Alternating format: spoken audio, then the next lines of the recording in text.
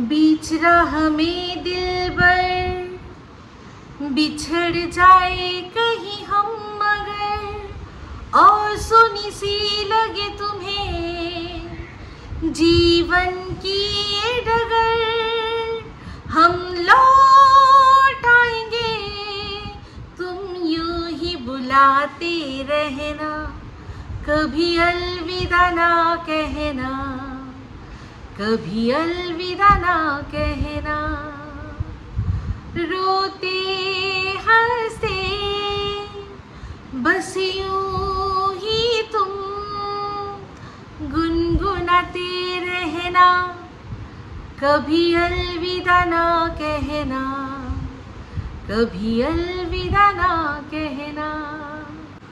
Welcome to talk झाल मिष्टी with Ipsita. আমি ইপসিতা এখানে নোগা লাগালি নো কিস্তি অনলি মস্তি। তো আজকে ভিডিওর শুরুতে ইন্ট্রোডাকশনে এই যে গানটা গাইলাম, এইটা আমি আমার এক অনেক দিনের কন্টেন্ট, যাকে আমি একটা সময় ঘোষণা করে দিয়েছিলাম পুরো দিন ধরা পিটিয়ে যে এই হচ্ছে আমার একমাত্র কন্টেন্ট বা প্রধান কন্টেন্ট। হ্যাঁ, তো সেই সুতোকেই আজকে এই গানটা ডেডিকেট করলাম, কারণ দেখলাম ও আজকে যে আমাকে নিয়ে ভিডিওটা করেছে, মানে করেছেও আগেই, আমি আজকে দেখেছি একটু আগে, তো সেখানে ও এই গানটা করেছে আচ্ছা চলতা হুঁ দুআও মে ইয়াদ রাখনা। তো যাই হোক, সেটার ও অন্তরাটাও পুরো গাইলো, সেটাকে স্ট্যান্ডা করে কিভাবে যে বললো ভগবান জানে। তো যাই হোক, সেখানে বুঝলাম যে ও অন্তরাটা পুরো গেয়েছে, তার সাথে মুখরাটাও গেয়েছে, তো সেই জন্য ওর কপিরাইট আসতে পারে, মানে ও একদম ওভার শিওর যে এমন গেয়েছে কপিরাইট দেবেই দেবে। তো যাই হোক, কপিরাইট দেয়নি, পুরো গানটাই শুনলাম, ও নিজের মতো করে গেয়েছে, ভালোই গেয়েছে। আমি সবসময় বলি যে ও বলে যেটা যে ও কোনোদিনও শেখেনি, তো সেই আন্দাজে আমার যে না শিখে ভালো গায় এরকম মনে হচ্ছে, কিন্তু যে প্রত্যেক কথায় বলে যে কপিরাইট আসবে অথচ আসে না, কেন এই কথাটা বারবার বলে আমি জানি না। তো যাই হোক, চলে আসি ভিডিওর মধ্যে। তো সেখানে বললো যে আমাকে নিয়ে বেশ কিছু কথা বলবে, তারপর ও আর আমাকে নিয়ে কিছু কথা বলবে না। দেখুন, ও আমাকে নিয়ে কথা বলবে না, এটা সম্পূর্ণ ওর ব্যাপার। আর এই যে ও আমার ভিডিও একসময় দেখি না সেটাও কিন্তু আমার হাতে ছিল না, কিন্তু ওর কথার বার্তার মধ্যেই আমি বুঝতে পারতাম যে হ্যাঁ, ও আমার ভিডিও দেখতো, সব ভিডিও দেখতো। আমি বলছি না যে ও ভালোবাসে তাই জন্য দেখতো, নো, ও হয়তো আমার ওপর নজর রাখার জন্য বা আমি কি বলছি সেটার জন্যই ও দেখতো। যেমন কিনা একটা সময় ওর ভিডিওর মধ্যে বলেই দিল যে আমার কিছু পার্সোনাল রিজনের জন্য আমি সব ভিডিও দেখি, মানে তোমাকে নখদর্পণে রাখি, তোমার একটা চাল আমি আমার একদম মানে খাতায় কলমে লিখে রাখছি, কারণ আমার পরবর্তীকালে দেখা হবে। তো যাই হোক, ও আমার পুরনো অনেক ভিডিও সেগুলোও দেখেছে, কারণ ওরই ভিডিও থেকে জানলাম ও বলছে যে হ্যাঁ এই তো খুব ভালোই কথা বলে, বেশ সুন্দর কথা বলে, তাহলে দর্শকরা কেন একে ছেড়ে চলে গেল? এর অনেক ভিউজ থাকলো, ও তার কারণটা কি?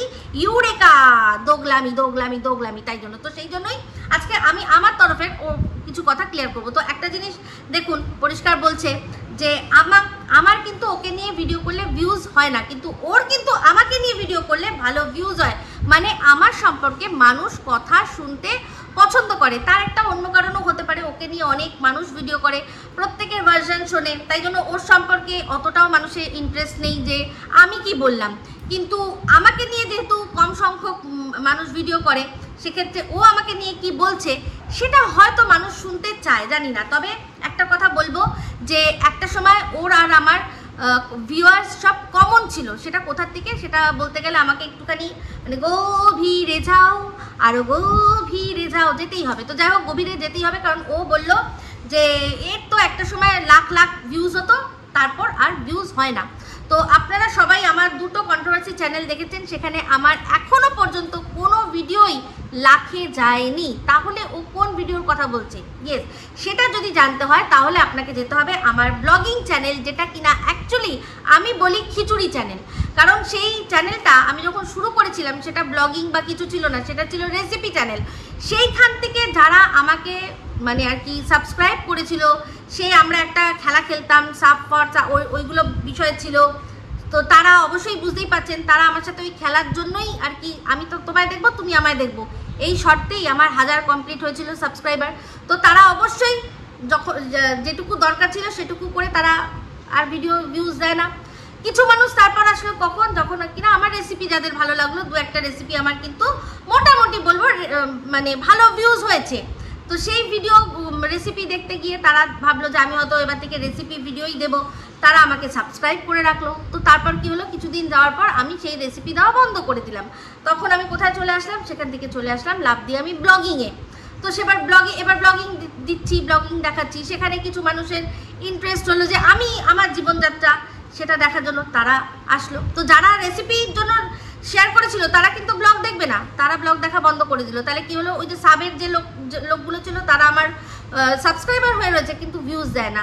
যারা রেসিপি আমার দেখার জন্য সাবস্ক্রাইব করলো তারা কিন্তু সাবস্ক্রাইবার হয়ে রইলো, কিন্তু তারা রেসিপি দিই না বলে তারা আর ভিউজ দেয় না। তারপর আসলো ব্লগাররা, মানে ব্লগিং। তো সেখানেও অল্প অল্প অল্প অল্প হতে হতে হঠাৎ করে আমি একদিন ঝাঁপ মারলাম কোথায় না, কন্ট্রোভার্সি মানে কোনো বড় ব্লগার তাদের সাথে কি হয়েছে বা তারা তাদের ভিডিওর মধ্যে কি করছে না করছে সেটা নিয়ে আমি আমার ব্লগে শুরু করলাম সমালোচনা। এইবার সেই সময় কি হলো, প্রচুর মানুষ আসলো। তারা কি করতে এসছে, তারা কিন্তু সমালোচনা শুনতেই এসছে। তাদের কিন্তু আমার পার্সোনাল লাইফ নিয়ে বিন্দু বিসর্গ কোনো যায় আসে না। হ্যাঁ, যখন বড় ব্লগার, তখন খুব বড় ব্লগার হচ্ছে গিয়ে আমাদের MSL, তো তাকে নিয়ে আমার তখন কিন্তু নেগেটিভ ভিডিও ছিল, কারণ ওর ভিডিওর মধ্যে যে জিনিসটা আমি দেখেছিলাম, যেটা কিনা আমার মনে হয়েছে যে ওর শুধরে নেওয়া উচিত, সেইটা আমি বলেছিলাম। তো তখন মানুষের মানে MSLদের এমন একটা জায়গা, সিংহাসনে বসিয়ে সবাই পুজো করে, তারা ভাবতেই পারে না যে তাদের ভগবানের সম্পর্কে কথা উঠবে কেন। ভালো করুক মন্দ করুক তুমি বলার কে, ঠিক আছে? এইটাই বোঝাতে বোঝাতে আমার গলা শুকিয়ে গেল যে আমি একজন মানে মানুষ যে কিনা ভুল করেই সমালোচনা করে ফেলেছি, মানে আমি তো কাছু মাছু খেয়ে যাওয়া। তো এই যে সুতো বলছে না যে ভয়, না ভয় জিনিসটা আমার কোনোদিনই ছিল না, সেটা অবশ্যই বুঝিয়ে দেবো। তো সেক্ষেত্রে কি হলো, আমি ভাবলাম যে আরে বাবা কি করে ফেললাম। তো আমি ওদের নিয়ে সমালোচনা করেও আবার ওদের কমেন্ট বক্সেই গিয়ে আবার কমেন্টও করতে গেছি। মানে তখন বুঝুন আমি বিষয়গুলো জানি না, বুঝি না। ওদের একটা মানে এরকম অবস্থা যে ওর শ্বশুরমশাই, কণিকার শ্বশুরমশাইয়ের শরীর খারাপ, আমি আবার ওদের নিয়ে নেগেটিভ ভিডিও করেও, কিন্তু নেগেটিভ বলতে আপনারা মনে করতে পারেন নেগেটিভ, আমার কিন্তু ভিডিওতে এখনও রয়েছে, আপনারা যাবেন গিয়ে দেখবেন যে কণিকাদের বা অন্য যাদেরকে নিয়ে যেরকম লেভেলে কন্ট্রোভার্সি আজকের ডেটে করা হয় সেরকম কিছুই না। কণিকাদের অনেক ভালোবাসার মানুষরাও কিন্তু বুঝেছিল যে হ্যাঁ আমি সমালোচনা করেছি কিন্তু এমন কোনো খারাপ কথা বলিনি, কিন্তু তখন কনসেপ্ট বেশিরভাগ মানুষের একটাই ছিল, তুমি সমালোচনা করবে কেন, তুমি কে, ও ভুল করুক ঠিক করুক তুমি কে, তোমার কোনো কাজ নেই, তোমার নিজস্ব কোনো কন্টেন্ট নেই, এই হচ্ছে তখন কনসেপ্ট ছিল। তো যাই হোক, আমি জানি যে কোনো নতুন জিনিস যখন হয় তখন সেটা নিতে মানুষের একটু সময় লাগে। তো যাই হোক, যারা কণিকাকে নিয়ে কথা শুনতে আমার এলো, বেশিরভাগ আসলো কণিকার যারা সত্যিকারের আর কি মানে হার্ডকোর যারা হেটার্স। তো আমি জানতাম না যে অলরেডি ওর একটা হেটার্সের এরকম পুরো ঝুঁক তৈরি হয়েছে, যেটা কিনা একটা মানে অন্য চ্যানেল পর্যন্ত খুলে ওদের মিথ্যাচারিতাটা তুলে দিয়েছে আমার কমেন্ট বক্সের থেকে। এবং কমেন্ট আসলো, একটা চ্যানেলের নাম আসলো, সেই নামটা আমি গিয়ে দেখলাম, সেখানে অনেক কিছু আরও জানতে পারলাম। তো যাই হোক, তাহলে হেটার্সরা আসলো দেখার জন্য কি চাই, যে আমি এই যে যেরকম কিনা সুতো পরিবেশন করেছে পরবর্তীকালে ব্রেকফাস্ট লাঞ্চ ডিনারে ওদের নিয়ে আর কি আমি ভিডিও করব, ওদের সব ভুলগুলো ধরবো। মানে সেই ভুল থাক বা না থাক, আমি কি করি, আমি এরকমভাবে করি, আমি আমার পরিবারে এরকমভাবে চলি, আমার এটা করি, আমার এটা ভালো, মানে আমি যা বলছি সেটাকে নিয়ে অন্তত করে করে হলেও আমাকে সেটা পরিবেশন করতে হবে। আমি কিন্তু যাদের সাথে মানে এই যারা আর কি এই জিনিসগুলো আর এক্সপেক্ট করছে, আমি কিন্তু কমেন্ট বক্সে সবসময় জানিয়েছি যে আমার কিন্তু এটা কাজ না, আমি একটা ভুল দেখেছি আমি সেটা বলেছি, তার মানে এই নয় যে তাকে নিয়ে আমি রোজ ভিডিও করব। তোমরা যদি আমাকে ভাবো যে একে নিয়ে ভিডিও করলে তবেই আমাকে দেখতে আসবে, তাহলে কিন্তু ভুল ধারণা। কারণ আমি কখনোই চাই না যে এই চ্যানেলটা শেষ হয়ে যাক, আমি চাই যে সে শুধরে নিক। আমি বারবার করে একটাই বার্তা দিলাম যে তুমি শুধরে নাও, তুমি শুধরে নাও, তোমাকে এত মানুষ দেখছে, তোমাকে এত মানুষ ভালোবাসছে, একটা পাওয়ার পেয়েছো, সেই পাওয়ারটার সাথে সাথে অনেক জিম্মেদারিও আসে, সেই জিম্মেদারিটা বোঝো। তুমি কোনো ভুল বলছো বা ভুল বার্তা দিচ্ছ সেটা করো না, এটাই কিন্তু চেয়েছিলাম। কিন্তু ওই যে যারা আমাকে তখন ভালোবেসেছিল, তো সে সময় MSL এর লাভার, MSL এর হেটার, আমার চ্যানেল তখন আলোকিত করে রাখতো।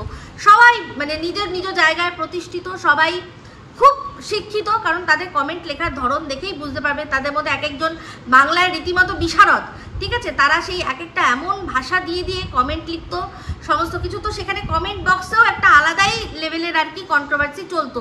আমার কমেন্ট বক্সে তখন মানে রাত ভোর লোকে করতো। যাই হোক, সেটাও একটা সময় ছিল। তো সেই সময় কি হলো, এই যারা হেটার্সরা তারা এটাই চায় যে আমি কন্টিনিউয়াসলি ওদের নিয়ে বলতে থাকি। তো দোগলামি, এই যে বলছে না দোগলামি না, আমি কারোর মানে ওই প্রিয় পাত্র হয়ে থাকার জন্য সে যা বলছে যেটা বলছে সেটাই সার্ভ করতে হবে, আমি এই বশ্যতা কোনো দিনও কারোর স্বীকার করিনি আর করব না। আমাকে যখন কোনো মানুষ, কোনো আমার ভিউয়ার্সও বলে যে দিদি ওইটা দেখো তো, ওইটা দেখে তুমি কিছু বলার হলে বলো, ঠিক আছে, তো সেখানেও কিন্তু এরকম অনেক মানুষের নাম আমার চ্যানেলে লেখা হয়েছে, কিন্তু তাদের নিয়ে আমি কিন্তু ভিডিও করিনি, কারণ আমি মনে করি যদি মনে করব আমি তবেই করব। হ্যাঁ, সাজেশন আমি সবার নেব, আমার প্রত্যেকটা দর্শকের আমি সাজেশন নেব, কিন্তু ডিসিশনটা ফাইনাল আমারই থাকবে যে আমার চ্যানেলে কোনটা আমি কিভাবে পরিবেশন করব। আমি কারোর মানে পোশাক গোলাম আর কি, মানে কারোর হাতের কাঠপুতলি কোনোদিনও হব না। তো যাই হোক, তো সেহেতু তখন আমি কি করলাম, সেই সময় এই কণিকাদের নিয়ে ভিডিও করতে করতে আসলো একটা স্ট্রাইক। সেই স্ট্রাইকে কি বলা হলো যে তুমি নাম নিতে পারবে না, ছবি ইউজ করতে পারবে না, ঠিক আছে।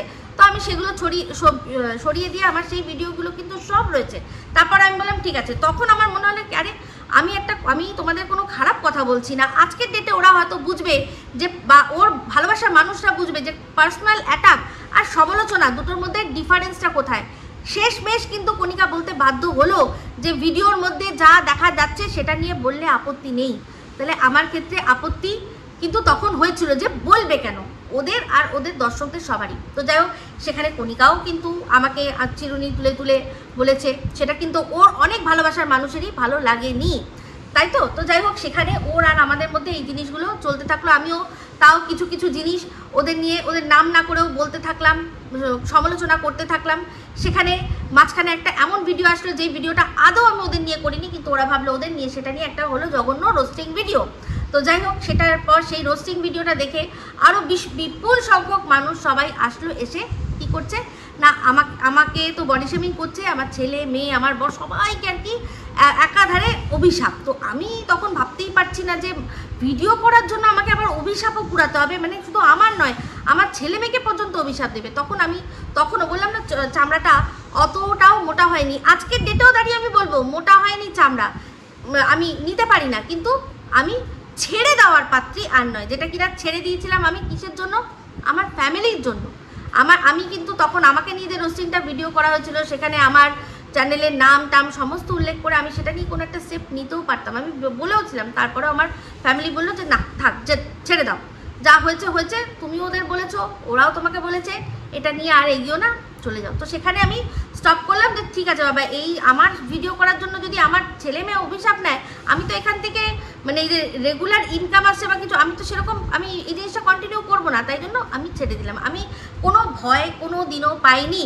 তো যেখানে কিনা ওরা আমার সম্পর্কে না কোনো থানায় জিডি আছে, না আমার সম্পর্কে কোনো এফআইআর আছে, না আমাকে কোনো কেস বা উকিল মারফত কোনো রকম কোনো আমাকে ওয়ার্নিং যেটা আর কি থাকে না, ওকালত নামা দিয়ে যে এটা বন্ধ না করলে আমি কিন্তু স্টেপ নেবো, এরকম ওদের আর আমাদের মধ্যে কোনো দিনও কিছু হয়নি। তাহলে আমি ভয়টা পাবো কিসের, সেটা আপনারা একটু মানে বিচার করে নেবেন। তো সেখানে এই যে ও বলছে না যে লাভ চ্যানেল কেন চলে গেল, কারণ আমি সার্ভ করতে পারিনি, আমি কারোর কথা শুনে আমার মানে তাদেরকে জাস্ট শেষ করে দেব, আমি সেটা করতে পারিনি। হ্যাঁ, ওদের ওপর পরবর্তীকালে রাগ আমার হয়েছিল, কারণ আমি ওদের নিয়ে কিছু বলছি না, তার সত্ত্বেও ওরা কি করেছিল না আমাকে থানায় ডাকিয়েছিল। তো সেটা কেন, সেটা পরিষ্কার কিন্তু বোঝা যায়, কারণ সে সময় এই সুতো যেভাবে আর কি মানে 3 বেলা সার্ভ করছিল, আর যারা কিনা আমার কমেন্ট বক্সে এসে আমাকে সাপোর্ট করতো, আমাকে উৎসাহ দিত, আমাকে বলতো যে এমএসএলদের নিয়ে ভিডিও করতে, তারা সবাই চলে গেছে কোথায়, সুতোর ওখানে। তাহলে এই যে 1 বছর আগে একটা চ্যানেলে যেখানে কিনা ওই সত্যান্বেষী ব্যোমকেশ, যেই সত্যান্বেষী ব্যোমকেশটা যিনি মুখ দেখাতো না, তার শুধু গলা শোনা যেত, তাই তো। তো সেখানে তোমরা অনেকেই অত পুরনো জানো না, এরকম একটা চ্যানেল ছিল যেখান থেকে কণিকা মানে এমএসএলদের কিছু জিনিস তথ্য তুলে দেওয়া হয়েছিল, যে মানে মানে কণিকা বলছে একজনকে যে তুমি আমাকে টাকা দিয়েছো, তুমি তো বলতে বলোনি, এরকম ধরনের একটা ব্যাপার, একজন এনআরআই টাকা দিয়েছিল। তো সেই তথ্যগুলো আবার চলেও গেছিলো। তো সে মানে কণিকারা ভেবেছিল এটা মনে হয় আমাদের চ্যানেল, কিন্তু আমি তখন বারবার করে বলেছিলাম যে আমি ভাই ভিডিওতে মুখ দেখিয়ে ভিডিও করি, আমি কোথায় থাকি তোমরা সবাই সবটা জানো, আমি মুখ লুকিয়ে কেন করতে যাব, আমি যখন আমার দম আছে সামনে কথা বলার, আমি কেন মুখ লুকিয়ে ভিডিও করতে যাব? আমি করিনি, আমি তো তোমাদের নিয়ে ভিডিও করার পরে জানতে পেরেছি এই বিষয়গুলো। তো এখন পরিষ্কার যে এই যে চ্যানেলটা ছিল অবশ্যই সে এমনই কোনো ব্যক্তি যারা কিনা আর কি ওকে হেল্প করেছে। তো যাই হোক, আমি যখন থানায় গেছিলাম তখন আমি মোটামুটি একটা আন্দাজ পেয়েছিলাম, একটা নাম দেখেছিলাম, আমার ফাইলটা মানে যেখানে আমাকে ডাকা হয়েছিল আমার নাম ছিল, তারপরে আরও ছিল। তো সেগুলো নিয়ে আমি কোনো কথা বলতে চাই না, ওগুলো ওদের ব্যাপার, ওগুলো আজও হয়তো কোনো না কোনোভাবে কিসের অধীন বলো, ওই যে মানে এখনও সেগুলো বিচারাধীন। তো এবার চলে আসি, আমি অনেকবার বলেছি, এবারও বলছি যে আমাকে কেন ডাকা হয়েছিল। তো সেটার জন্যই কারণটা বলছি, যেসব মানুষরা এই সুতোকে গিয়ে উৎসাহিত করছিল সেরকম অনেক মানুষের কমেন্ট কিন্তু আমার কমেন্ট বক্সে ছিল। তার মধ্যে একটা দুটো এমনও কমেন্ট ছিল যার মধ্যে আমি লাভ রিয়াক্ট দিয়েছিলাম। সেখানে অনেক বড় কমেন্টের মধ্যে মানে মাঝখানে একটা অংশে হচ্ছে গিয়ে MSL এর মেয়েকে নিয়ে কোনো কথা, একটা আপত্তিকর কথা লেখা ছিল। তো অনেক বড় কমেন্টের মধ্যে পুরোটা না পড়ে আমিও লাভ রিয়াক্ট দিয়েছিলাম। এই সেম জিনিসটা কিন্তু এই সুতোও করেছিল। তো সেই কতগুলো কমেন্ট, সেই কমেন্টগুলো কে বা কারা করছে সেইটা আমাকে শনাক্ত করার জন্য ডাকা হয়েছিল। তো সেই সময় যদি আমি শনাক্ত করতে পারতাম, সেই সময় তাদের যদি ফোন নাম্বার বা হানা তানা যাও কিছু আমার কাছে থাকতো, আমি যদি সেগুলো থানায় গিয়ে প্রোভাইড করতে পারতাম, তাদের সবাইকে ডাকানো হতো। এমনিতেই জানেন যে কান টানলে মাথা আসেই। তো একজনকে যেই ডাকানো হতো তখনই কিন্তু সুতোর ওখানে গিয়ে তারা তাদের যারা আরও পরিচিত আছে তাদেরকে উৎসাহ দেওয়া বন্ধ হয়ে যেত। সেই জন্যই 1 বছর পুরনো কেসটা হয়তো ওরা খোঁচা দিয়ে পরে জিজ্ঞাসা করছে কী ব্যাপার, 1 বছর হয়ে গেল আপনারা আমরা যেগুলো জমা দিলাম সেগুলো কোথায়। ওই সত্যান্বেষী ব্যোমকেশ চ্যানেলটা কে ছিল সেটা জানার জন্যই ওরা মেনলি দিয়েছিল হচ্ছে গিয়ে ফাইলপত্র। আর তার মধ্যে ছিল আমার চ্যানেল থেকে তুলে আনা প্রচুর কমেন্ট।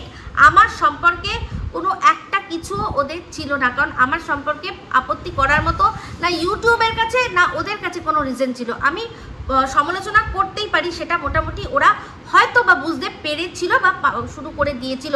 তো আশা করি বোঝাতে পারলাম যে এই যে বলছে না যে ওকে দৌড় করেছিল, আমি একবারই গেছি থানায়। সেখানে গিয়েই আমি যা সাল্টে নিয়ে চলে এসেছি।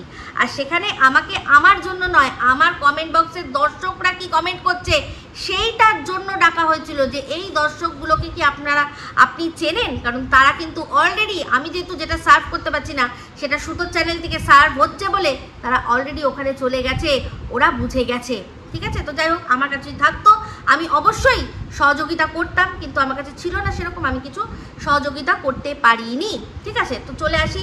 তো এবার দেখুন তাহলে ভিউজ কেন আমার কমবে না। তো এই যে এখনও বলছে যে 1 লাখ 2 লাখ, আরে ভাই সেটা তো বং মামি চ্যানেলে দুটো ভিডিও, একটা কণিকাদের নিয়ে একটা দীপাদের নিয়ে। দীপাদেরটা ছিল পজিটিভ ভিডিও, আর কণিকাকে নিয়ে যেটা ছিল ওকে নিয়ে ওর সাথেই আমার কথার একটা রিপ্লাই ভিডিও, যেটাও কিনা 1 লাখ হয়ে গেছে আমার এই চ্যানেলে। কত, আমার দুটো চ্যানেল, ঠিক আছে, এই TJM বা টকঝাল দুটোতেই চিন্তা করে দেখুন তো। TJM এ তো 4000ও আর কি নিয়ে নয়, সাবস্ক্রাইবার নয়, আর এই টকঝালে হচ্ছে কত, সেখানে হচ্ছে গিয়ে 15,000 সামথিং। ঠিক আছে, 15,000-এ আমি রাউন্ড ফিগার ধরছি। তাহলে 15,000-এ 2,000 আর ওর 41,000-এর চ্যানেল এই সুতোর, সেখানে 5-6 হাজার। কোনটা আপনার মনে হয় যে গণিত বা অঙ্ক বা ম্যাথস যদি যাই পার্সেন্টেজ দিক দিয়ে ভালো হবে, তাই না?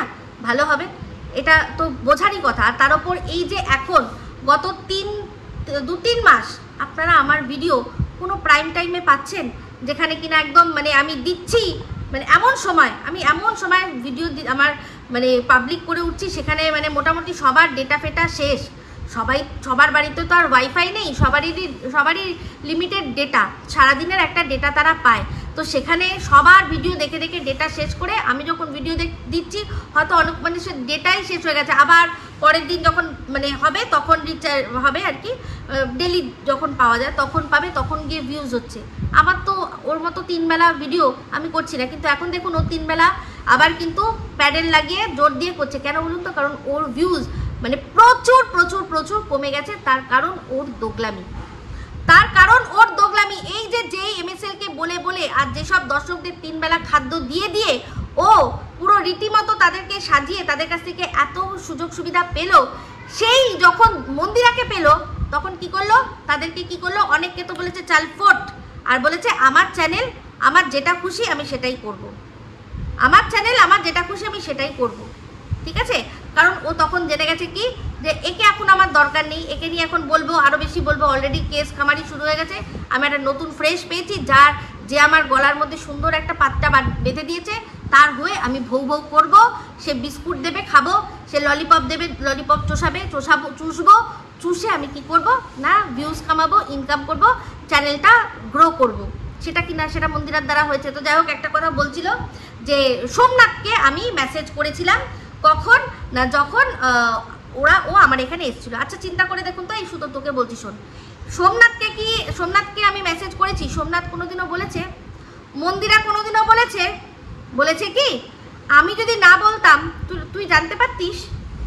তুই যে আমাকে এখন বলছিস যে ও এমনি যোগাযোগ করে না, কিন্তু যখন দরকার পড়েছে মানে ওদের ওখানে এসছে তখন বলেছে যে হ্যাঁ দরকার পড়লে বলো। হ্যাঁ তাই বলেছি, তার আগে পরে আর কিচ্ছু না, না কোনো কন্টেন্ট নেওয়ার জন্য না কিছু। সোমনাথও জানে বা মন্দিরাও হয়তো জানে যে আমি কোন ইন্টেনশন নিয়ে মেসেজটা করেছিলাম, ওরা সেটা বুঝেছে, সেই জন্যই কি করেছে বলতো, তোদের কাছে লাগানি ভাগানি করেনি।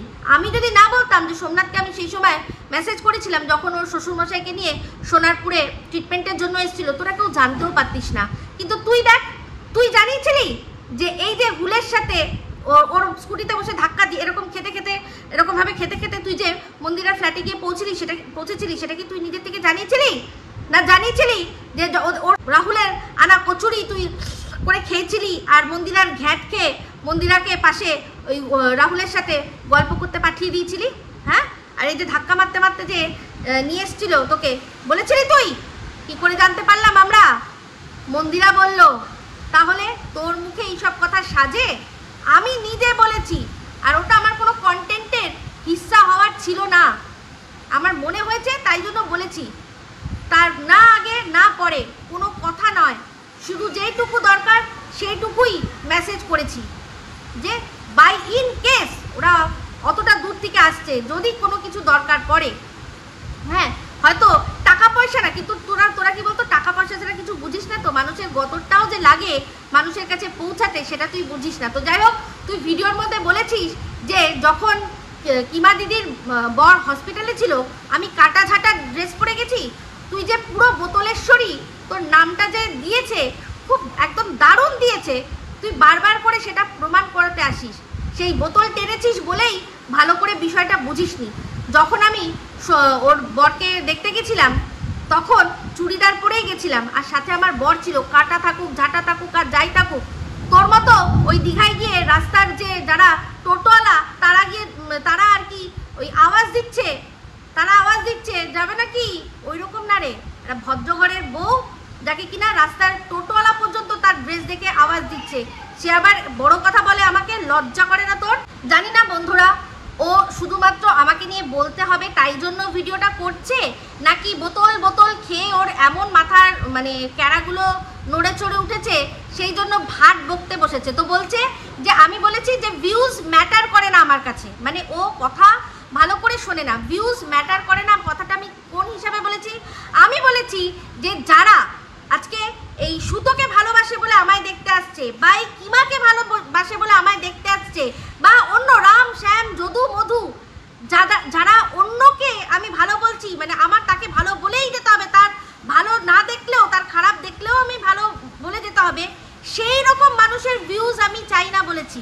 আমি নিজের ফ্যান বেস যেটা আছে, যারা আমার কথা বুঝবে, যারা আমার কথা শুনবে, যারা আমাকে দেখতে আসবে, আমার নিরপেক্ষতা বলুন, আমার কথা বলার বা আমার নিদেন পক্ষে তোতলামি সেটা দেখতেও যারা আসবে, আমি তাদের কথা বলেছি। আমি একবারও বলিনি যে আমার ভিউজ চাই না। আরে ভাই, ভিউজ কার না চাই আমি ম্যাটার করে না, এটাই বলেছি। যে সেই সব ভিউয়ার্স যারা কিনা মনে করে যে আমি তাদের প্রিয়পাত্রী হয়ে থাকবো, তার জন্য তারা তাদের কান যেটা শুনতে চাইছে আমার সেটাই শোনাতে হবে, আমি সেটা করতে পারবো না। আমি এটা বলেছি, আমি এটাই বলেছি যে এই যে একটা সময় বললাম না যে ওর আর আমার দুজনেরই কিন্তু ভিউয়ার্স বেস একই ছিল, সেটার আধারটা মূল আধার কে ছিল, সেটা হচ্ছে MSL। তাদেরই ভালোবাসার আর তাদেরই হেটার্স কিন্তু আমাদের দেখতো, ভালোবাসার লোকরাও রেগে রেগে দেখতো আর হেটার্সরা আনন্দ নিয়ে দেখতো।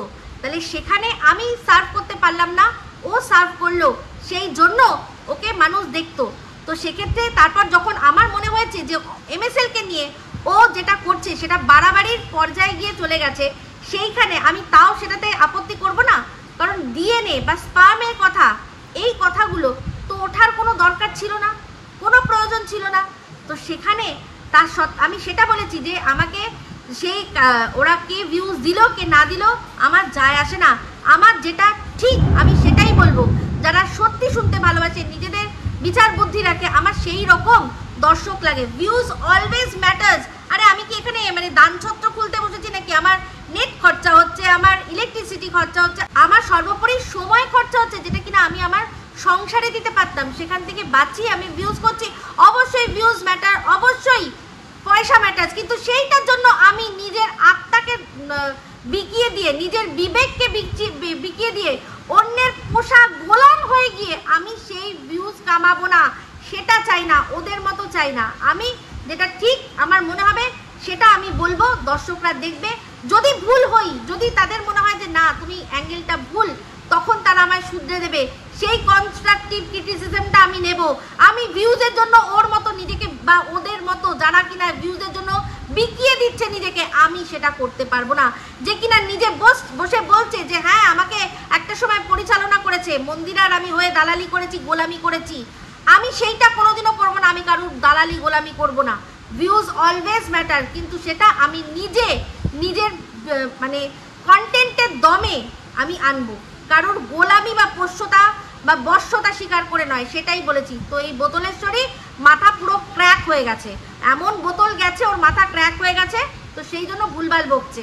আজকে ও বলছে যে মন্দিরা সোমনাথ মারিয়াকে নিয়ে ভিডিও করতে গিয়ে দেবশ্রীদি দিয়েছে কল রেকর্ডিং, তন্দ্রা দিয়েছে স্ট্যাটাস, ওদের ভিউজ হয়েছে, কিন্তু ও তো কোনো তথ্য দেয়নি, তাও ওর ভিডিওর ভিউজ হয়েছে। কারণ হচ্ছে গিয়ে ওকে মানুষ দেখে, ওর যুক্তিতে নাকি মানে মানুষ মজে রয়েছে। সবাই বুঝতে পেরেছে যে ও দালালি করেছে, আর এদের সাথে ওর ওঠা বসা, ও তো নিজের ব্লগিং চ্যানেলেও পরিষ্কার জানিয়ে দিল যে যখন মারিয়ার বিয়ে হয়েছিল ওই রেজিস্ট্রি, তখন ওখানে উপস্থিত ছিল। দর্শকদের কি সেটা তখন বলেছিল? বলেনি, লুকিয়ে রেখেছিল। সবাই সেই আশায় আসে যে দেখি তো, এ তো এদের সাথে যেভাবে দালালি গোলামি পোষ্যপনা করেছে, হয়তো এর ভিডিওর মধ্যে এদের সম্পর্কে যখন বলছে তখন কিছু থাকতেই পারে। শুধুমাত্র মন্দিরাদের ক্ষেত্রেই ওর এই জিনিসটা খাটে, বাদবাকি অন্য ক্ষেত্রে খাটে না, তাই জন্যই অন্য ভিডিওগুলোতে ভিউজ হয় না। আর ভিউজের আর এত অহংকার করিস না রে, তুই নিজের ভিউজগুলো ভালো করে দেখ, তাহলে সেখানে এই যে মন্দিরা আর মারিয়া, তার মাঝখানে এই সোনাদীপ ভাই যে চলে আসছে, যে কিনা নিজের পোষ্যকে রাখতে পারিনি বলে মন্দিরা আর কি মারিয়ার সাথে যেভাবে আর কি এখন তার শোধ তুলছে, যেভাবে বলছে, তো সেক্ষেত্রে সবাই শুনতে আসবেই। যে দেখি শুনে আছি যে দুই বোনের সম্পর্কে এই আরেক বোন সে কি ধরনের কথা বলছে। আর দুই বোনের কথার মধ্যে চলে এসছে যে তাদের এই যে গোলাম দিদি রয়েছে, যে কিনা তাদের আর কি গোলাম হয়েছিল, সেই দিদিকে নিয়েও যে ওরা আলোচনা করে, গালাগালি দেয়, এই যে বিষয়টা, এগুলো তো দর্শক এসে ওখান থেকে জানতে পেরেছে। তাই এই মন্দিরা মারিয়ার বনু হয়ে গিয়ে আর এই কথাগুলো বলে লাভ নেই যে কেন ওর, তাহলে আমি তো কিছু দিইনি, কেন আমারটা শুনতে এসছে। দর্শকরা ভিডিওটা না চালালে বুঝবে যে ভেতরে কোনো তথ্য বা কল রেকর্ডিং বা স্ক্রিনশট তুই দিয়েছিস কি দিসনি। তোর চরিত্র মানুষ জানে না, যে তুই তো সবাইকে মানে পান থেকে চুন খসলেই তুই তাদের পুরো একদম ল্যাংটো করে ছেড়ে দিস।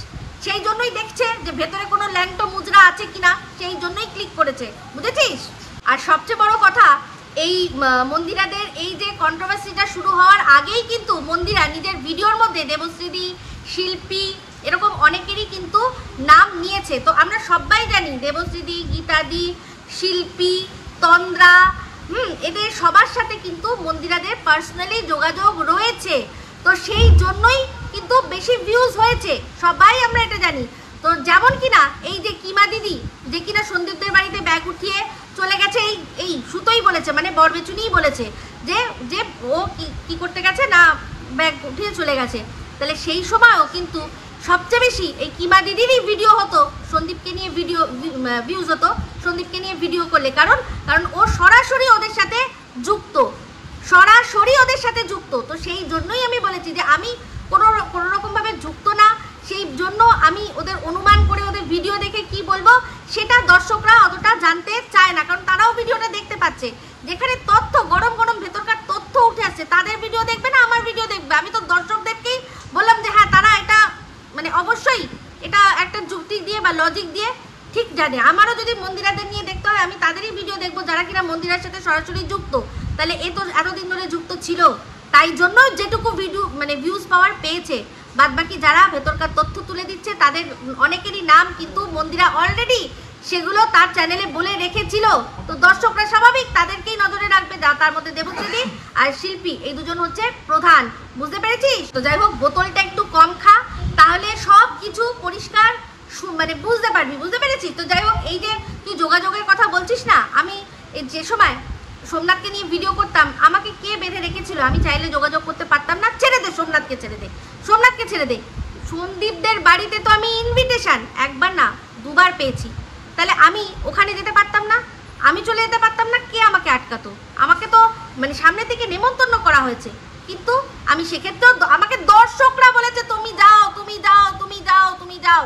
তো কবে দেখবো সোনা বাবার সাথে, কবে দেখবো তোমাকে একসাথে, কবে দেখবো? আমি একটাই কথা বলেছি, যতদিন না এগুলো সব ঠান্ডা হচ্ছে, যতদিন না ওদের কন্ট্রোভার্সি শেষ হচ্ছে, আমি যাবই না, যাবই না। তারপর তো একটা সময় এটাও বলেছি যাবই না, যদি বাচ্চা বড় হবে যখন সে আমার সাথে দেখা করতে আসবে, যখন যদি আমি বেঁচে থাকি, আমি যাবই না। এই বাড়ি যাওয়া যাওয়া নিয়ে এত বীতশ্রদ্ধ ব্যাপারটা চলে এসছে, আমি শেষমেশ ঠিক করেছি যাবই না কারোর বাড়ি। তাহলে আমি পারি না, কিন্তু আমি করব না, কারণ ভিডিওর মধ্যে থেকে দেখে ভিডিও করার ক্ষমতা আমার আছে, তো একটাতে হবে না অন্যটাতে হবে, বুঝতে পেরেছিস? আর আমি এটাই বলেছি যে হ্যাঁ আমি আমার ভিডিও নিয়ে ভিউজ নিয়ে স্যাটিসফাইড, কারণ আমি মানে ওই আমার বিবেক বা সব কিছুকে বিসর্জন দিয়ে আমি কন্টেন্ট করি না। আমার যেটা হচ্ছে, যারা আমার এখন দেখছে যে 2000 দেখছিস না, তারা আমার রীতিমতো কথা সব কিছুতে শুনতে তারা রাজি, সেই তারা বুঝবে, তারা আমাকে শুধরাবেও, বুঝতে পেরেছিস? আমি জানি তুই বুঝবি না। তো যাই হোক, এবার চলে আসি মারিয়ার সাথে যে ও এই ফোকলা কবিতা চোরে সম্পর্কটা জুড়ে দেওয়ার চেষ্টা করেছিল, সেটা আমরা কার কাছ থেকে জানতে পেরেছি? অবশ্যই একটা কল রেকর্ডিং যেটা ভাইরাল হয়েছিল, সেখানে ফোকলা বলছে যে এই মহিলা, এই যে আমাদের সুতো মহিলা সে কি করেছে না জুড়ে দিতে চাইছে। তো ও বলছে যে এটা নিয়ে আমি নাড়াঘাটা করিনি, কারণ আর এটা ও করেছিল টিনের কাছে ভালো সাজার জন্য এই কথাটা বলবে, এরকম একটা মেয়ের নামে অপবাদ জানাবে, দুটো মেয়ের নামে অপবাদ, একজন যে কিনা জোর করে অন্য একজনের সাথে জুড়ে দিতে চাইছে। তাহলে এখানে এই যে মারিয়ার সম্পর্কে, আর এটা নিয়ে ও ক্লিয়ারিফিকেশন দিলে নাকি মারিয়ার সংসারে এখানে অশান্তি হবে। কিসের অশান্তি হতে পারে? মারিয়ার এখানে কি দোষ? আজকে যদি সুতো এই ফোকলাকে বলে যে আমার একটা বান্ধবী আছে বা আমার একটা বোন আছে, আমার বোনের সাথে তুই প্রেম করবি, এখানে মারিয়ার দোষটা কোথায়? ওর সংসার ভেঙে যাবে কি করে? আসল কথাটা বল না সুতো, কারণ বলেই দিয়েছিল ফোকলা কবিতা চোর, বলে দিয়েছিল যে তোর সম্পর্কে ওর কাছে যা যা তথ্য আছে, তোর টুটিটা ওর হাতের মুঠোয় রয়েছে এরকম ভাবে। তাই এইসব ভুলভাল কথা বোঝাতে আসিস না। ও বলেছিল যে তোর টুটি গলা ধরে চেপে রেখে দিয়েছে, এমন তথ্য তোর সম্পর্কে আছে, তাই তোর ক্ষমতা হবে কি করে ওকে বলার যে এই কবিতা চোর, এই বল, এই দীপ্ত বল, কবে আমি বলেছি যে আমার বোনের সাথে প্রেম কর? কারণ তুই বলতে পারবি না এখন, সেই জন্য কি করছিস না, ও আমার বোনের সংসারে যেন কোনো আঘাত না আসে। আরে বাবা, তুই তো এই কথাটা বলে একদম বুঝিয়ে দিলি যে হ্যাঁ অবশ্যই এরকম কিছু হয়েছিল। কারণ যদি সত্যি মারিয়ার বর শোনেও যে তুই ওর বউকে কারোর সাথে প্রেম করার অফার দেওয়া হয়েছিল, সেখানে তার বউয়ের তো কোনো দোষ নেই, তার বউ তোর ওই দীপ্তকে বা কবিতা চোরকে দেয়নি। মারিয়া তো বলেনি যে এই যে সুতো দিদি তোমার ওই ভাইটার সাথে আমার একটু প্রেম করিয়ে দেবে। এইটা যদি হতো তাহলে না ওর সংসারে আঘাত আসতো, কিন্তু ব্যাপারটা তো উল্টো। তা তুই পরিষ্কার বুঝিয়ে দিচ্ছিস এই যে তোর টুটিটা, এত বড় সাহস হয় কি করে একটা ছেলে বলে একটা গৃহস্থ বাড়ির বউয়ের টুটি নাকি তার হাতের মধ্যে রয়েছে? শুধু টুটিটাই হাতে দিয়েছিলি নাকি আরো অনেক কিছু দিয়েছিলি? সেই জন্যই আর কি দিয়েছিলি সেগুলো সামনে আসবে বলেই তুই চুপ করে গেছিস, বুঝতে পেরেছিস? তো যাই হোক, ভিডিওর মধ্যে এবার আসলো প্রসঙ্গ, সেটা হচ্ছে ওয়াইটির দাদাভাই। তো ওয়াইটির দাদাভাইকে যে যা নামে ডাকছে সেটা নিয়ে ওর খুব প্রবলেম হচ্ছে যে তার সাথে সবার আর কি সম্পর্ক শুধরে যাচ্ছে, যেটা কিনা ও কদিন আগে করতে চেয়েছিল।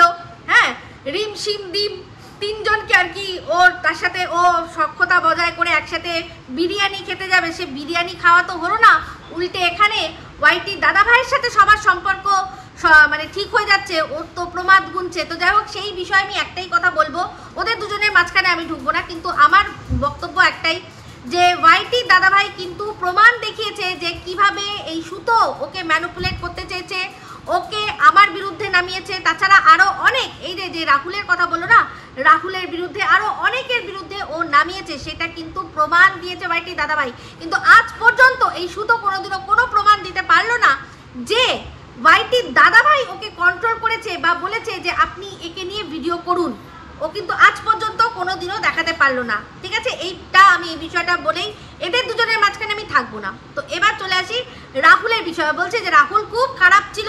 হ্যাঁ, রাহুল খুব খারাপ ছিল, রাহুলকে ও অনেক নোংরা নোংরা ভিডিও করেছে। ওই যে জনি, ওই যে চড়া পড়া জনি, ও দেখিয়েছে হ্যাঁ যে একটা এক্সরে। কেন দেখাবে, কেন দেখাবে? এখানে তুমি ভিডিও করতে এসছো, ভিডিও টু ভিডিও করতে এসছো। তুমি যখন অন্যের চরিত্র নিয়ে কাটাছেড়া করছে, যেটা করছো ভিডিওতে, যেটা দেখাচ্ছে না সেটাও বলছো, সেটা নিয়ে যদি মানুষ তোমাকে বলে, তার জন্য তুমি কেন তোমার ঘর থেকে এক্সট্রা প্লেট এনে দেখাবে যে এই যে দেখো আমার দুর্বল জায়গা, এই জন্য আমায় কিছু বলো না, এই জন্য আমার টাকা দরকার, এই জন্য আমি অন্যের দুর্বলতা নিয়ে ছিনিমিনি খেলবো?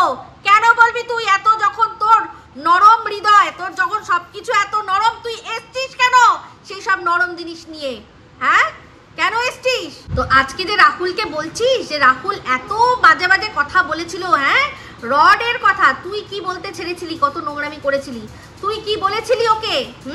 যে রাহুল তার ওই ছোট্ট ফুটফুটে বাচ্চা মেয়েটাকে কি শেখাবে? যে A for apple, B for Bantu, মানে নিজের ওই বান্টু ফুলে আর কি দেখাবে। আর কি বলেছিলি? কাটা পাঠা, মনে আছে? মনে আছে? সেটাকে নিয়ে অনেক ভালোভাবে আমি বুঝিয়ে ভিডিও করেছিলাম বলে সেই যাত্রায় তোকে কেউ মানে সেই রকমভাবে বলেনি। তুই রীতিমতো সাম্প্রদায়িকতা ছড়ানোর চেষ্টা করেছিলি সে সময়। ঠিক আছে, কাটা পাঠা বলে ওকে। যাই হোক, তুই কম বলিসনি। একটা বাচ্চাকে তার বাবা কি দেখাবে? বান্টুটা খুলে দেখাবে যে বি ফর বান্টু হয়। দেখো, এর থেকে বড় নোংরামি আর হতে পারে? তাই বাজে কথা এখন একদম বলিস না। হ্যাঁ, রাহুল চলে গেল, তার পেছনে অনেক বড় কারণ ছিল। রাহুল কিন্তু আমাকে বলেছিল যে দিদি ভাই তুমি এইসবের মধ্যে থেকো না, তোমাকে অন্য চোখে দেখি। তখন অ্যাকচুয়ালি আমি তো হার্ডকোর করতাম না, কন্ট্রোভার্সি করতাম না। আমাকে বলেছিল দিদি ভাই তুমি থেকো না, আমাকে যথেষ্ট সম্মান করতো। সেই ছেলেটাকে ভাগানোর পেছনে আরও একজনের অবদান প্রচুর। সেটা কে? কিমা। যেই কিমাকে রাহুল তার কমিউনিটিতে তুলে পরিচিতি করে দিল, সেই কিমাই পাশের দেশ থেকে তার এই আদরের ভাইকে লাগিয়ে দিল। আর সে কি বলল? সেও তার ধর্ম নিয়ে তাকে আর কি ভয় দেখাতে লাগলো যে তুমি এই ধর্মের, তুমি এরকম বলো না, তুমি ওই রকম বলো না। আজকে দেখো, সেই তার নিজের ধর্ম ছেড়ে দিয়ে, মানে সেই ধর্মের কথা চিন্তা না করে দিনের পর দিন টিনাকে তারপর যেভাবে কাটাছেড়া করেছে। আর ও কণিকাদের কথা বলে, কণিকাদের নিয়ে ও নেগেটিভ ভিডিও করতো। এই ছোট্ট ছেলে পাশের দেশে স্লেভ, নেগেটিভ ভিডিও করতো। সেখানকার এনারাই যারা কিনা রয়েছে ওখানে গিয়ে আশীর্বাদ দিয়ে আসতো যে খুব ভালো ভিডিও করেছে, এদের নিয়ে আরও করা ভিডিও চাই, আরও রোস্টিং চাই। আজকেও বলে যে কণিকাদের নিয়ে কোনো ভালো কথা বলেছে? কখন বলেছে? যখন এই সুতোর বিরুদ্ধে নেমেছে তখন। অবশ্যই পাশের দেশে ওর এই কিমা দিদি লাগিয়েছে। তো রাহুলকে এইরকমভাবে আর কি রীতিমতো তাকে তার ধর্মের দোহাই দেওয়া হলো, তার বাচ্চার দোহাই দেওয়া হলো। ছেলেটি দেখলো এইরকমভাবে নোংরামি শেয়ার কন্টিনিউ করলো না, বিশেষ করে ওর ধর্মে আঘাত করা হয়েছিল সেই জন্য। তাই ফালতু বকওয়াস না একদম আমার সাথে করবি না, সব মনে রয়েছে আমার। তখন আমি ভিডিও করতাম না, কম ভিডিও করতাম, কিন্তু সব দেখতাম। তো যাই হোক, সুতো এবার বলছে যে তোমাকে তো আমি কানে শুনিয়ে দিলাম যে তোমার ননদের মেয়েকে নিয়ে কত নোংরা কথা বলছে, তোমার মেয়েকে নিয়ে কত নোংরা কথা বলছে, তোমার ছেলেকে নিয়ে কত নোংরা কথা বলছে, তাও তুমি বলছো ওর পথ কাটবো না। কেন কাটবো? কারণ ও তো এখন এই সুতোকে নিয়ে নেগেটিভ ভিডিও করছে। তাহলে ওর কথাগুলো কাটতে গেলে আমাকে তো জয় জয় সুতো করতে হবে।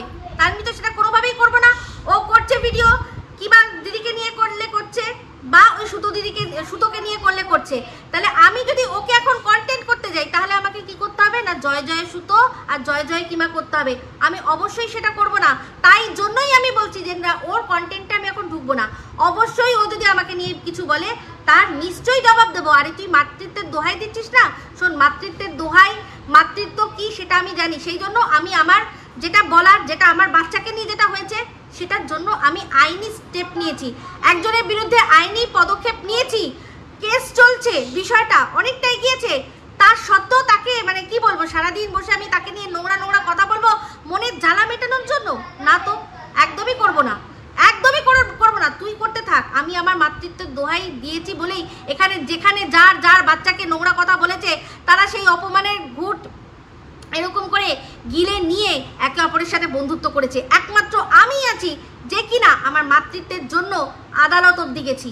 তাই আমার তোকে অন্তত মাতৃত্বের প্রমাণ দিতে হবে না, সারা দুনিয়া দেখছে, বুঝতে পেরেছিস?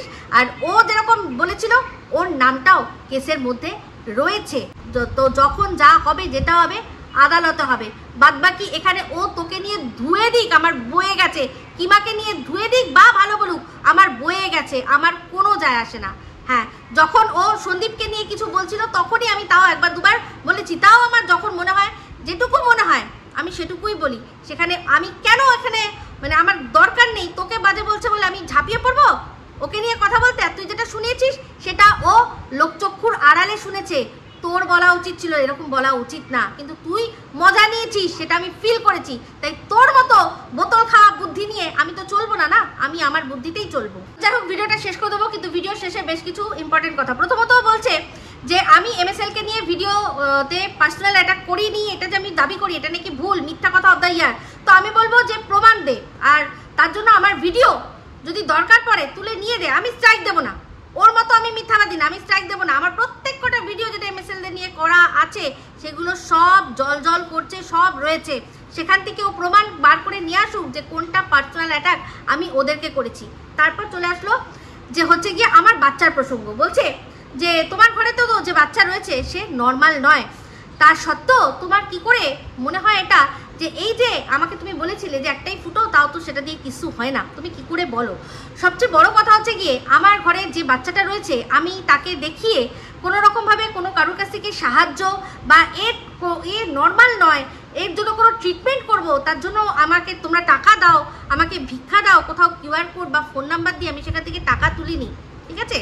আর সবচেয়ে বড় কথা হচ্ছে আজকে তোকে বলি যে আমার বাচ্চা যেরকম বাচ্চা না, সেরকমও যদি তোর ফুটো দিয়ে একবার তুই বার করতে পারিস না, এতে সারা জীবনের তোর যে একটা ট্যাগ আছে না সেটা চলে যাবে, বুঝতে পেরেছিস? আর এই যে তুই আমার ছেলেকে বললি যে নর্মাল না, তোকে বলবো, তোকে আমি ইনসিস্ট করব যে তুই গিয়ে সিতারে জমিন পর সিনেমাটা দেখে আসবি, তাহলে বুঝতে পারবি যে সবকা আপনা আপনা নর্মাল। তুই যেই ছেলেটাকে নর্মাল ভাবছিস না, সেই ছেলেটার তুই বলি না যা প্রবলেম আছে আমি জানি, তো যাই প্রবলেম থাক, আমার বাচ্চা আমার প্রবলেম আমি বুঝে নেবো। এরকম অনেক বাচ্চারই প্রবলেম আছে, তুই দেখে নিস অনেক বড় বড়, তুই তো প্রবলেমটা জানিস, অনেক বড় বড় নাম পেয়ে যাবি, যেখানে হয়তো মেসি, তারপর হচ্ছে ইলন মাস্ক, অ্যালবার্ট আইনস্টাইন, আরও অনেকের নাম তুই পেয়ে যাবি যাদেরকে মানুষ নর্মাল ভাবতো না, বুঝতে পেরেছিস? তাই এগুলো নিয়ে ভাট, এই যে বললি তুই নিজেই নিজের পরিচয় দিলি। আমি আমার বাচ্চাকে নিয়ে কখনো ভিক্ষাবৃত্তি করতে বসিনি যে আমি আমার বাচ্চার কন্ডিশন হুবহু মানুষের কাছে তুলে দেবো। আমার বাচ্চা আমার কাছে নর্মাল, সবকা আপনা আপনা নর্মাল। আমার বাচ্চা আজকে অন্যান্য যেসব বাচ্চারা রয়েছে তারা যেরকমভাবে রিডিং করতে পারবে না, আমার বাচ্চা সেটা পারে। আমার বাচ্চা বিনা শিখেই যেভাবে সারেগামা গায় সেরকম অন্য কেউ পারবে না। আমার বাচ্চা একদিন দেখি ভারতনাট্যমের প্রত্যেক কটা মুদ্রা নিখুঁতভাবে যেভাবে বলতে পারে, সেটা তোদের যুগের মানে তোদের এই সোসাইটির সো কল্ড নর্মাল বাচ্চারা পারবে না। নর্মাল বাচ্চাদের কি বলতো, নর্মালরা শুধু নিজেদের নিজেটুকু দেখবে, দেখে বড় হয়ে বাবা মাকে ছেড়ে চলে যাবে, সেটাই তাদের কাছে নর্মাল। কিন্তু আমার বাচ্চা তার মানে যতদিন আমাকে পাবে ততদিন আমাকে কিন্তু ঠিক এইরকমভাবেই ভালোবাসা দিয়ে রাখবে, কারণ ওটাই ওর কাছে নর্মাল। সবকা আপনা আপনা নর্মাল। যা গিয়ে সিনেমাটা আমির খানের দেখে আয়, বুঝতে পারবি তোর ধারণা চিন্তা একদম পাল্টে যাবে, বুঝতে পেরেছিস? তো যাই হোক, তুই মানে লাস্ট যে কথাটা দিয়ে আমি শেষ করব সেটা হচ্ছে গিয়ে ব্রা প্যান্টি। বলছিস ব্রা প্যান্টি কেনার সময় যখন দোকানে যাও ছেলেরা থাকে না, তাদের কি মানে খুলে দেখিয়ে দাও যে এই যে আমার সাইজ, দিন আমার সাইজ একটা ব্রা, আর না সেই সাইজের আমার প্যান্টি দিই, আর তোমরা তো গিয়ে সেই পুরুষ মানুষটাকে তার সাইজটাই বলো, তাই না? তো এখানে বক্তব্য এটাই যে আমরা যখন প্রেগনেন্ট হই তখনও কিন্তু আমরা ডক্টর যাদের কাছে দেখাতে যাই তাদের মধ্যে কিন্তু বেশিরভাগই কিন্তু গাইনোকোলজিস্ট তারা পুরুষ। হ্যাঁ, মহিলা থাকে, আমার যেমন 2 ক্ষেত্রেই যারা ডক্টর ছিল মহিলা ছিল, কিন্তু তাও একটা অপারেশন থিয়েটারে ঢুকলে সেখানে অ্যানেস্থেটিস্ট সেও যে মানে মহিলা হবে এরকম কোনো ব্যাপার না, পুরুষ থাকবে। আরও লোকে থেকেছে, অনেক যারা মহিলারা রয়েছে যারা বাচ্চা হওয়ার জন্য তাদের কিন্তু রীতিমতো তুই যেটা ছবি দেখেছিলি সেখানে হাত ঢুকিয়ে তারা কিন্তু পজিশান চেক করে বাচ্চার, সেটা করতেই হয় সেই সময়, সেই পুরুষটাকে সেই জায়গায় আমাদের অ্যালাউ করতেই হয়। কিন্তু তা বলে মানুষকে ইন্টেনশনালি দেখাবো এই যে আমার কাপ সাইজ কি, এটা নোংরামি, নষ্টামি। আর তুই সবচেয়ে বড় দোগলা। আজকে সব শেষে এই কথাটা দিয়েই বলবো যে মনে করে দেখ, এরকম কারোর প্যান্টি দেখা গেছিল বলে তার নাম তুই দিয়েছিলি প্যান্টি দিদা। কার নাম দিয়েছি আমি দিয়েছিলি তুই ভালো করেই জানিস, থাক আমি আর তুলে দিলাম না। চিন্তা করে দেখিস তোর সেই গুন্ডাগুন্ডি আগলানি মাসি তাকে বলেছিলি প্যান্টি দিদা, তাহলে তখন কেন বলেছিলি? তখন কেন এটা মনে হয়নি যে এই প্যান্টিটা তো ও একজনকে গিয়ে সাইজ বলে তারপর কিনেছে, নিজে দিনের পর দিন মানে 2টো পাছার মাঝখানের খাঁজ দেখিয়ে তুই ঝাড় দিয়ে দিনের পর দিন ভিউজ নিয়েছিস? লজ্জা করে না? তুই কতটা বড় দোগলা। তোকে লোকে বলেছে ছায়া পড়ো বাজে লাগছে, কেন বলতে হবে যে কিনা অন্যের প্যান্টি দেখে তাকে প্যান্টি দিদা নাম দিতে পারে? সে কতটা বড় দোগলা হলে তবে গিয়ে সে কি করতে পারে না, নিজে ছায়া ছাড়া পাতলা ফ্যানফ্যানে নাইটি পরে একদম পিছন থেকে আলো আসছে আর সেখান থেকে একদম স্পষ্ট পুরো ট্রান্সপারেন্ট দেখা যাচ্ছে সেই রকম দেখিয়ে ভিডিও করতে পারে। প্যান্টির মধ্যে নাইটিটাকে গুজে রেখে বোঝাতে পারে, বুঝে নাও এই জায়গায় আমার প্যান্টিটা রয়েছে। তোমাদের আরও বেশি করে আমাকে আর কি ভালোভাবে দেখতে সুবিধা হবে, বুঝতে পেরেছিস? তুই দোগলার শিরোমণি নামটা তোকে ঠিকই দিয়েছিলাম। তো যাই হোক, এই বলেই ভিডিওটা এখানে এন্ড করছি। যদি ভালো লাগে তাহলে অবশ্যই লাইক শেয়ার কমেন্ট করতে ভুলবেন না। যারা চ্যানেলটা সাবস্ক্রাইব করেননি তারা সাবস্ক্রাইব করে নেবেন। সবাই ভালো থাকবেন, সুস্থ থাকবেন। আবার আছে খুব শীঘ্র একটা নতুন ভিডিও নিয়ে। Me Ipsita signing off. Love you all.